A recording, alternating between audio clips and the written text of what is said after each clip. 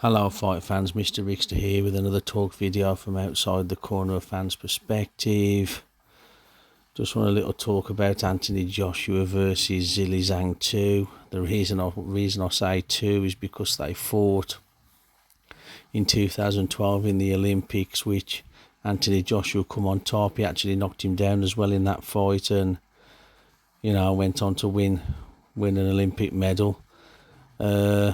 Ever since then, a lot's happened. They've gone different directions with the careers. Obviously, Anthony Joshua's had a lot better career.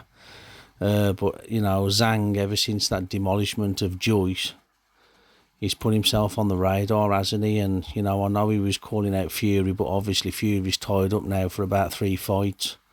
So, Zhang is really eager to try and fight people, the top 4, 5, 6 in the world. So I know there's names out there like Joseph Parker and Luis Ortiz, but I mean, interestingly enough, I think Eddie Hearn and Anthony Joshua would be interested in fighting Zhang. One, there's a lot of potential money involved, especially if it happens in China with 200 million people watching it.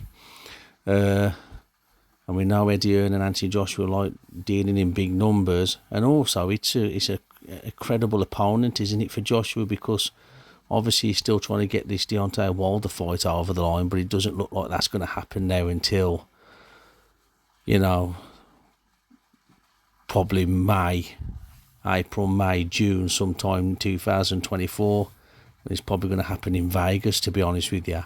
So in the meantime, Joshua needs another fight, whether he takes an easy fight in December, and they're talking about putting Joshua on the Eubank Ben card on December the 23rd, but it's a bit strange that Anthony Joshua would be on the not be the main event, you know what I mean? And even if they try and advertise it as a double header, theoretically speaking, Joshua is still coming out as the supporting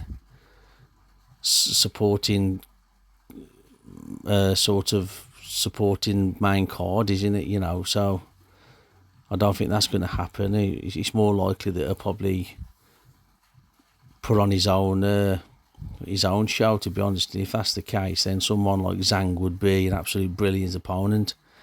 It'd definitely be a pay-per-view fight as well, and it's definitely a step up for Joshua. He can't keep fighting people like Elenius and whatever other people that keep being thrown about at the minute. It's there's a lot of names, but there's a lot of them I've never really heard of. So I think Zhang would be a really good opponent for Anthony Joshua, but at the same time, I suppose people would argue that he's potentially a dangerous opponent, and I don't think they want to jeopardise the Deontay Wilder fight in any way, shape or form. So, but it would be a really intriguing, interesting fight, as I say, especially how Zhang made easy work of Joyce. So, who knows? We just don't know what direction Anthony Joshua is going to go in, do we? But as I say, there's a lot of talk at the minute about maybe putting him on December the 23rd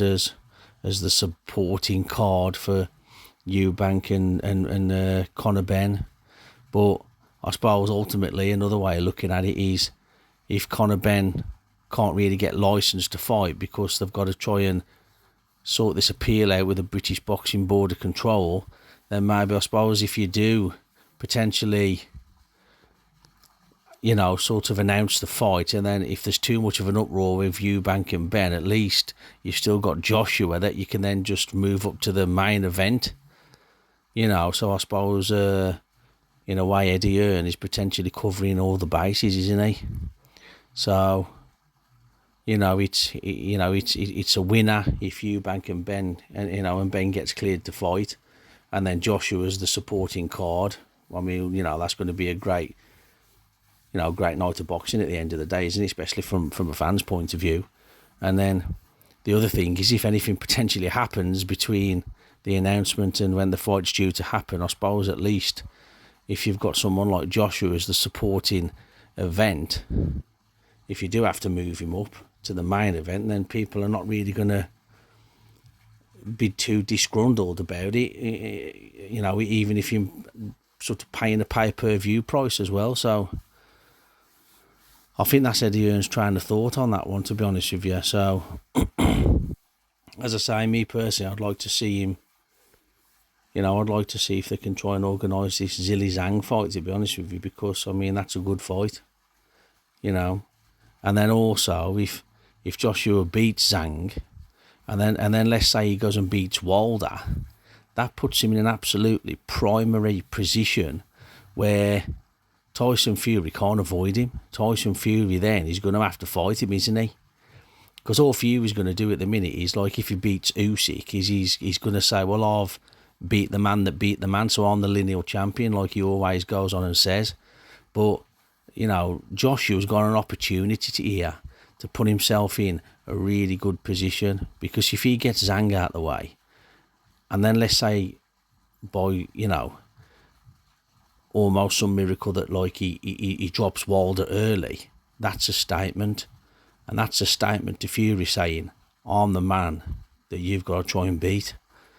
So, you know, but also there's a lot of talk at the minute where IBF are going to strip the winner of Fury Usyk, and then you're going to have a mandatory, which is apparently Hrgovic's mandatory. So, but them saying that they're going to order either Joshua, or the other one is Otto Wallin, is it, after his victory? Otto Wallin's put himself in the mix, but the landscape at the minute is going to be really interesting. I just think Joshua's got an opportunity here to put himself in a really good position.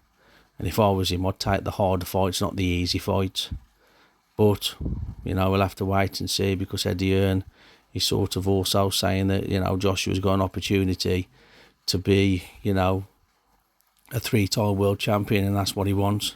So we'll have to wait and see, but I'll catch you on the next one, guys, when we're ducking and diving, bobbing and weaving. Ciao for now.